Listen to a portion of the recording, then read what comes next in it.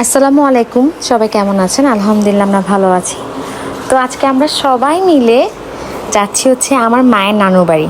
আমরা প্রায় এক যুগ পর আমার আম্মুর নানুর বাড়ি যাচ্ছি, যেহেতু আমার আম্মুর নানুর বাড়ি কিন্তু ঢাকায়। তো আমরা ওখানে বেড়াতে যাচ্ছি, অনেক দিন আমাদের যাওয়া হয় না। আমরা এখন কাপড় চোপড়, যেহেতু আমরা ওখানে একদিন থাকবো, তাই আমরা কাপড় চোপড় নিয়ে চলে যাচ্ছি। মেট্রোল করে আমরা চলে গিয়েছি। এরপর আমরা ওখান থেকে চলে গেলাম কমলাপুর স্টেশন, যে শহরতলির প্ল্যাটফর্ম। এখান থেকে আমরা একটা ট্রেনে করে চলে যাব নারায়ণগঞ্জ। তো ওখানে হচ্ছে আমার আম্মুর ভাইয়ের বাড়ি, মানে আমার আম্মুর নানার বাড়ি। তো আমার কাজিনরা আমাদেরকে অলরেডি কমলাপুর স্টেশনে আসছে নেওয়ার জন্য, যেহেতু যদি আমরা বাই চান্স না চিনি, সে কারণে এত ভালো লাগছে কি বলবো। অনেক দিন পর আমরা ওদের ওখানে যাচ্ছি। আমার মামা দেশের বাইরে থাকে, আমার নানুর বাড়ি ওখানেই। তো এখন আমরা চলে আসলাম স্টেশন। এই জায়গাটা দেখে আমার এত ভালো লাগলো, আমার পুরানো সব কথা মনে পড়ে গেল। আমি যখন ছোট ছিলাম তখন আমি এখানে সবসময় আসতাম, আমার মামার বাসায় আসতাম, বড় হয়েও আসছি। এখন আমরা অটো করে চলে যাচ্ছি আমার মামার বাসায়। এই জায়গাগুলো কেমন ছিল, এখন কেমন হয়েছে, মানে অনেক দোকান ছিল না, অনেক কিছু ছিল না, এখন অনেক কিছু হয়ে গিয়েছে। আর আমার মামা নেই, আমার খুব মনে পড়ছে আমার মামার কথা। এরপর আমরা আমার মামার বাড়িতে চলে আসলাম। এখানে অলরেডি সবগুলো ভাড়া দিয়ে রেখেছে। এরপর আমরা উপরে উঠছি।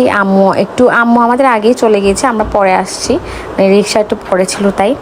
তো উঠতে উঠতে দেখলাম যে সব কিছু কত চেঞ্জ।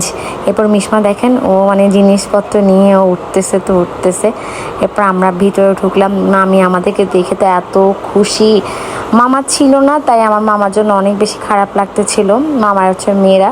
এরপর আসার সাথে সাথে মামি আমাদের জন্য কি ডিম পরোটা বানিয়েছিল, আরও অনেক কিছু দিয়েছিল, কিন্তু কথা বলতে বলতে আমার কিছু মনে নাই। আর এখানে তো অনেক বৃষ্টি পড়তেছিল, দেখতেই পাচ্ছেন।